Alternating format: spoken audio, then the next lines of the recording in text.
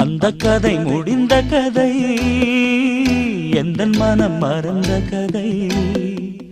என்ன செய்ய விடுகதை போல் என்னுடைய பிறந்த கதை.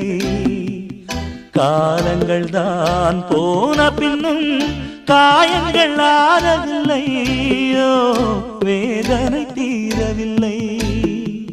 சொல்லிவிடு வெள்ளி நிலவே